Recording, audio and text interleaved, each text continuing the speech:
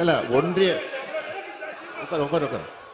ஒன்றிய அரசு இது விஷயத்துல ஏலம் விட்டு விட்டுவதாக சொல்லிக் கொண்டிருக்கிறார்.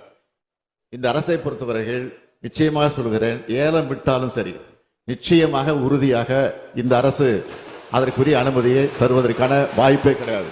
அதில் திட்டவட்டமாக இருக்கிறோம். இதுதான் முடிவு. பேரவைத் தலைவர்களே, மறுபடியும் எதிர்கட்சி ஆரம்ப காலகட்டத்திலிருந்து ஆரம்பத்துக்கு போயிட்டா இருப்போம். நான் திரும்ப ஒன்று தெளிவாக சொல்கிறேன். நான் முதலமைச்சராக இருக்கிற வரையில் நிச்சயமாக ஒன்றிய அரசு இந்த திட்டத்தை கொண்டு வர முடியாது. அது வந்தால் அதை தடுத்தே தீர்வோம். அதான் திரும்ப சொல்றேன். நான் தமிழ்நாட்டினுடைய முதலமைச்சராக இருக்கிற வரையிலே இது நிச்சயமாக நாங்கள் அனுமதிக்க மாட்டோம். நன்றி. மாண்புமிகு எதிர்க்கட்சி தலைவர். நான்கு பேரவைத் தலைவரை எதிர்க்கட்சி என்ற முறையில் எங்களுடைய மக்களுடைய பிரச்சனையை அரசுடைய கவனத்திற்கு கொண்டு வருவது எங்களுடைய கடமை. அந்த அடிப்படை தான் சொல்றேன். நீங்க அலட்சியமா இருந்த காரணத்தினால்தான் இவ்வளவு பிரச்சனை ஏற்பட்டிருக்குது. நீங்க முன்கூட்டியே சரியான முறையில் நடவடிக்கை எடுக்கப்பட்டிருந்தா அப்பொழுது இவ்வளவு பிரச்சனை வந்திருக்காதுதான் சொல்றேன். ஒண்ணு என்ன, எந்த இடத்துல கூட ஆளுங்கட்சி அதுக்கு சாதகமான ஒரு வார்த்தையை எழுதல, பேசல, அலட்சியமும் இல்ல. பார்லிமெண்ட்லயும் பேசிருக்காங்க. நீங்க என்ன நிறைய பேரவைத் தலைவரை நீங்க பதில் சொல்லிட்டீங்க. எல்லாம் மந்திரி சொல்ற பதில் நீங்களே சொல்லிட்டீங்க. பேசுறதையும் நான் சொல்லியிருக்கேன். அப்புறம் பிப்ரவரியிலும் தெளிவா பதிவு பண்ணிருக்கீங்க.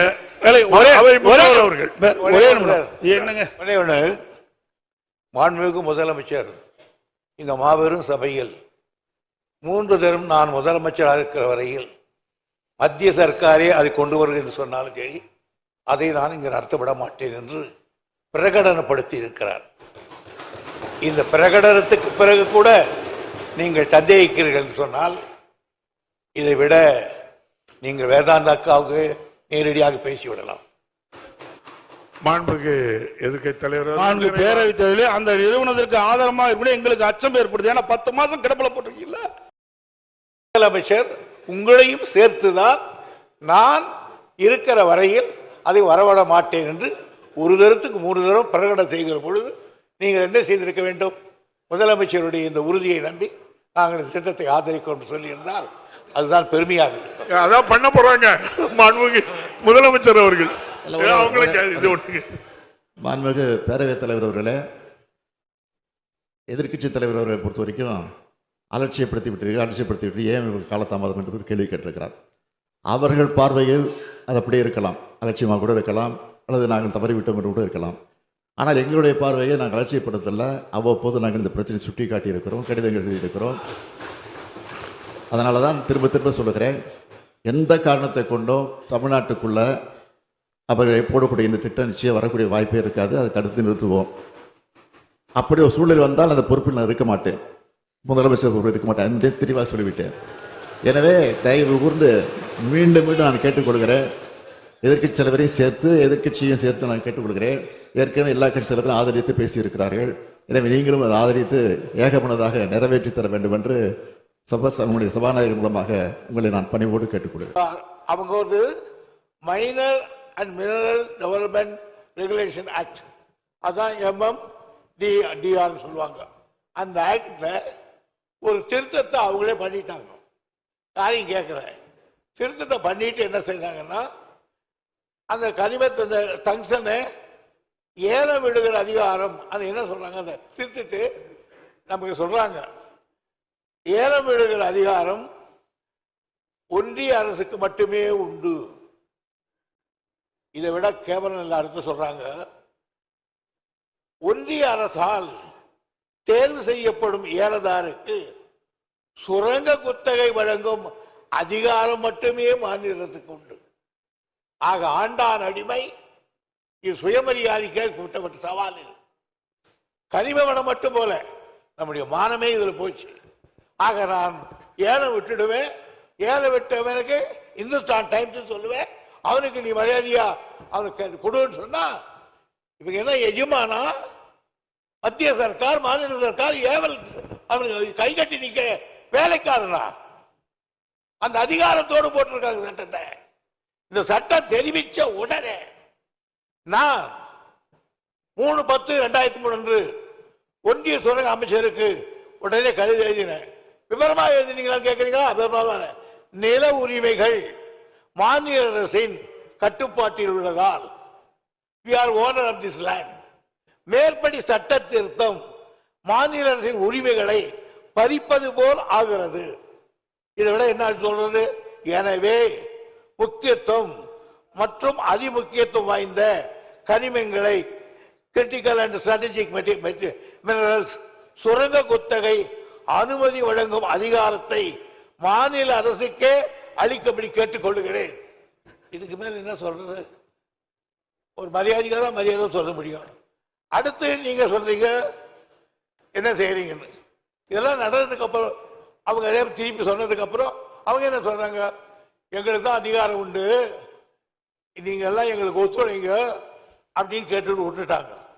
உடனே அதுக்காக ஒரு இந்த இவருக்காக மற்ற புத்தக பார்க்கறோம். நிலைமை இப்படி இருக்கும்போது சுற்றுச்சூழல் பாதுகாப்பு இயக்கம் இன்னொன்று பார்க்கணும். நாம சொல்றது தப்பா ரைட்டான்னு மினரல் எக்ஸ்ப்ளோரேஷன் கார்பரேஷன் லிமிடெட் அவங்க நம்மளை கேட்டாங்க என்ன பாதிப்புன்னு. புள்ளி விவரங்களை தெரிவிக்கும்.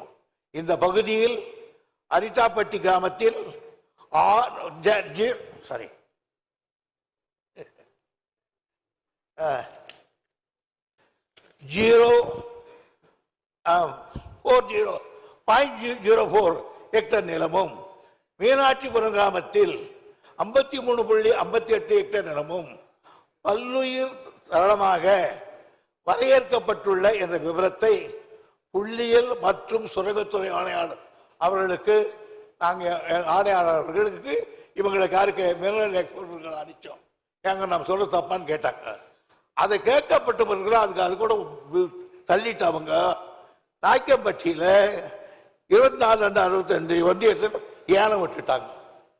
விட்டுட்டு சொல்றாங்க இந்துஸ்தான் நிறுவனத்துக்கு தகுதியான ஏலமாக கருதி இருக்கிறோம், அரசு அறிவிச்சிருச்சு. சுற்றுச்சூழல் பாதுகாப்பில் நம்ம கொடுன்னு கேட்டாங்க. அந்த நேரத்தில் தான் அந்த தமிழ்நாடு சுற்றுச்சூழல் பாதுகாப்பு இயக்க உறுப்பினரான சார் முகிலன் அவர்கள் சில நாய்க்கன்பட்டி பகுதியில் டங்ஸ்டன் கனிம உரிமத்தை வழங்குவதை எதிர்த்து அதுக்கு மேல கொண்டு போய் ஒரு தீர்மானத்தை அவர் கூட கொடுத்தாரு. இவ்வளவு நடந்து முடியல. அப்போ கேட்கலன்றதுக்கு அப்புறம் தான் நம்முடைய முதலமைச்சர்கள் பிரதமருக்கே ஒரு கடிதத்தை அற்புதமாக எழுதினார். இதாவது இப்படி டங்ஸ்டன் சுரங்கத்தை கைவிடவே ஒன்றிய சுரங்க அமைச்சருக்கு அறிவுறுத்துமாறு அந்த அமைச்சருக்கு எழுதினேன். தலைவர் என்ன எழுதுறாரு? முதல்வர் எழுதுறார். பிரதமருக்கு எழுதுகிற கடிதத்தில் இந்த பகுதியிலே டங்ஸ்டன் சுரங்கத்தை திட்டத்தை கைவிட ஒன்றிய சுரங்க அமைச்சருக்கு அறிவுறுத்துமாறு மாண்புமிகு தமிழக முதல்வர் தனது 28/11/2004 கடிதத்தில் குறிப்பிட்டு பிரதமருக்கு கடிதம் எழுதினார். பிரதமரும் பேசாமட்டார். ஏன்? இந்துஸ்தான் லிமிடெட் வேதாந்தா பிரபாகரம் ஆகியனால நாங்க எல்லாத்தையும் செய்யாமல் நாங்க செய்திருவோம். நீங்களே என்ன பேச போறீங்க சொல்றீங்க? தெரிய வருகிறது. ஏன்னா உங்களுக்கு மெட்டீரியல் இல்லை, தெரிய வருகிறது. உங்களை தப்பா நான் சொல்லல. நீங்கள் முதலமைச்சர் நிர்வாகத்தில் அப்படிதான் இருக்கும். ஒரு தீர்மானத்தை போடுவோம், அவ்வளவுதான். மாண்புமிகு எதிர்க்கட்சி தலைவர் அவர்கள், மாண்புமிகு பேரவைத் தலைவர்களே, ஒரு மூத்த உறுப்பினர் தன்னுடைய பேச்சில் நிறைய சர்ச்சைன்னு சொல்றாரு. நாங்க கேட்கறதை நீங்க கடிதம் எழுதியிருக்கிறீங்க, என்ன விவரம் எங்களுக்கு எப்படி தெரியும்? நீ சொன்னா தானே தெரியும். இப்பதான் நீங்க சொல்லி இருக்கிறீங்க, அதனாலதான் தெரிய வருதுன்னு நான் சொல்றேன். இதை நீ கிண்டல் அடிச்சு இப்பதானே வருது. இப்பதான் கடிதம் நாங்க அங்க இருந்த கடிதத்தை உங்களுக்கு கொண்டு அனுப்பணுமா? இல்ல அவங்க அதாவது நீங்க சொன்னது அவங்க என்ன சொன்னா தெரிய வருகிறேன்னு தான் நீங்க சொல்ல முடியும். உங்களுக்கு கவனத்துக்கு நாங்க தரலங்கிறத அவை முன்னவர் தெளிவுபடுத்திட்டாங்க. எங்களை பேச விடுங்க பேரவைத் தலைவர்களே. பேரவைத் தலைவர்களே, தாங்கள் எழுதிய கடிதம் எங்களுக்கு எப்படி தெரியும்? நீங்கள் அதை வெளியிட்டு எங்களுக்கு தெரியும். அதான் தெரிய வருகிறது நான் சொல்றேன்.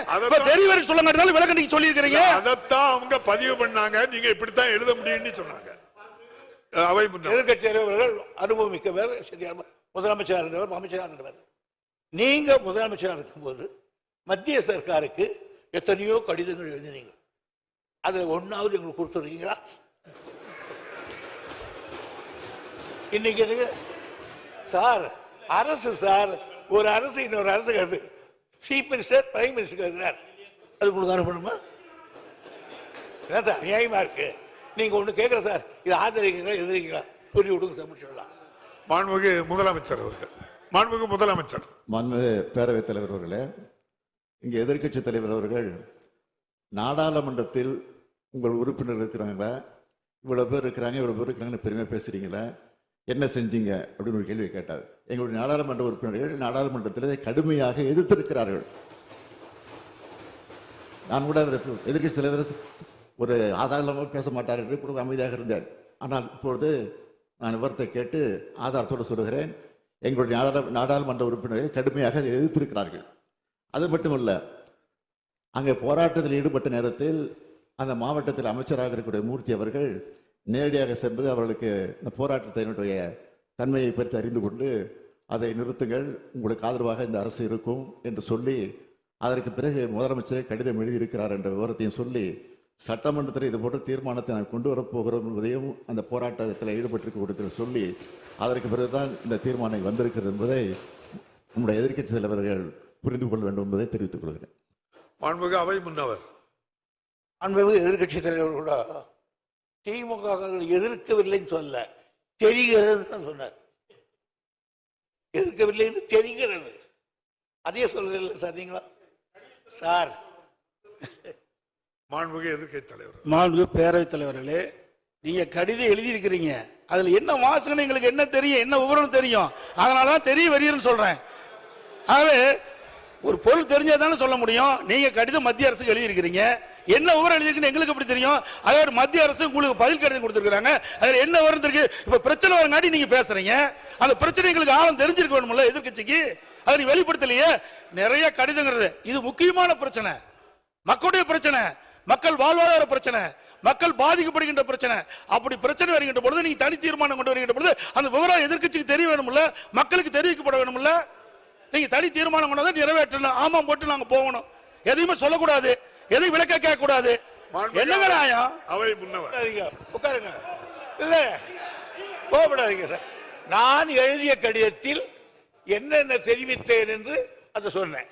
மாண்புமிகு முதலமைச்சர் எழுதிய கடிதத்தில் இந்த தங்ஷன் அந்த இன்சான் கவுண்ட் கொடுக்க கூடாது என்று அந்த அமைச்சருக்கு அறிவுறுத்துங்கள் என்று அவர் கடிதம் எழுதினார் பிரதமருக்கு. அந்த கடிதத்துக்கு 2 சரத்தையும் கூட்ட சொல்லிட்டேன். நீ இதுக்கு மேல என்ன வேணும்? அது காப்பி வேணுமா? மாண்புமிகு எதிர்க்கட்சி தலைவர். மாண்புமிகு பேரவைத் தலைவர்களே, இது ஒரு முக்கியமான பிரச்சனை, அங்க இருக்கிற மக்களுடைய வாழ்வாதார பிரச்சனை. அதை தான் நான் முன்னிருந்து நான் பேசிக்கிட்டு இருக்கிறேன்.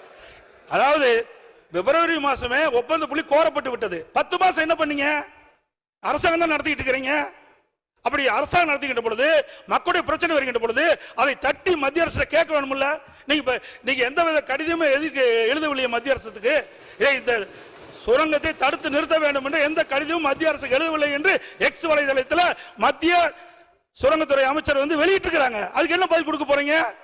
உங்களுடைய எதிர்ப்பு தெரிவிக்கலையே, தெரிவிச்சிருந்தா இந்த பிரச்சனை வந்திருக்காது. நாங்க தடுத்து நிறுத்தணும் அவர் சொல்றாரு. பேரவைத் தலைவர் அவர்களே, இவ்வளவு வேகமாக பேசிவிடுகிற காரணத்தால் இதை சாதித்து விட்டோம் என்று நீங்கள் நினைத்து விட வேண்டாம். நிச்சயமாக சொல்கிறேன், உறுதியாக சொல்கிறேன். நாங்கள் அவ்வப்போது தொடர்ந்து கடிதம் எழுதியிருக்கிறோம், தொடர்ந்து போராட்டங்கள் நடத்தி கொண்டிருக்கிறோம். எங்களுடைய கண்டன குரலை நாடாளுமன்றத்திலே பதிவு செய்திருக்கிறோம். அது மட்டுமல்ல, போராட்ட கலவரத்தில் ஈடுபட்டிருக்க போய் கூட நம்முடைய அமைச்சர் பேசுகிற போது இது போன்ற ஒரு தீர்மானம் அவையிலே சட்டமன்றம் கூடுகிறதற்கு கொண்டு வருவோம் என்று சொல்லிதான் தெளிவுபடுத்தி இருக்கிறோம். கடிதத்தை எழுதுகிற போது அவ்வப்போது செய்தி வெளியிடுகிற தலைப்பில் பிரதமருக்கு முதலமைச்சர் இந்த சம்பந்தமாக கடிதம் எழுதியிருக்கிறார் என்ற செய்தி வெள்ளம் விவரம் வந்திருக்கிறது. ஒரு தெரியவில்லை சொன்னால் என்ன புரியவில்லை என்று. மாண்புமிகு எதிர்க்கட்சி தலைவர். மாண்புமிகு பேரவைத் தலைவர்களே, மாண்புமிகு முதலமைச்சர் நான் சொன்ன கருத்தை தவறாக புரிந்துவிடார். மாண்புமிகு நீர்வளத்துறை அமைச்சர் மத்திய சுரங்கத்துறை அமைச்சருக்கு எழுதிய கடிதம், மத்திய சுரங்கத்துறை அமைச்சர் நீர்வளத்துறை அமைச்சருக்கு எழுதிய கடிதத்தை தான் குறிப்பிட்டேன். இந்த 2 கடிதம் வெளியில் சொல்றான். மாண்பு பாரத பிரதமருக்கு மாண்பு முதலமைச்சர் எழுதிய கடிதத்தில் நீங்கள் இந்த சுரங்க ஏலத்தை ரத்து செய்யணும்னு கேட்டுக்கிறீங்க. அந்த இது சுரங்கத்துறை அமைச்சருக்கு போய் சுரங்கத்துறை எக்ஸ் வலைதளத்தில் சொல்லியிருக்கிறாங்க. என்ன, நாங்க ஏலம் விடுவதற்கு ஒப்பந்த புள்ளி கோரணும், அப்ப இருந்து 10 மாசம் இருந்தது, ஏன் இதை தடுத்து நிறுத்துவதற்கு நீங்கள் எந்தவித தகவலும் மத்திய அரசு கொடுக்கவில்லை. எக்ஸ் வலைதளத்தில் வெளியிட்டு இருக்கிறாங்க. முதலமைச்சர் எழுதிய கடிதத்திற்கு மத்திய சுரங்கத்துறை அமைச்சகம் பதில் கொடுத்திருக்குது. அதுக்கு தான் நான் கேட்கிறேன், 10 மாத காலம் நீங்க என்ன செஞ்சீங்க? அப்பவே செஞ்சிருந்தா இதை நான் பேசிடுறேங்க. இதை அப்பொழுதே இதற்கு உரிய அப்புறம் நீங்க பதில் எழுதலன்னு கேட்டிருக்கீங்க. இதை அப்பொழுதே தடுத்து நிறுத்திருக்கலாம். அதைத்தான் நான் சொல்ல வரேன்.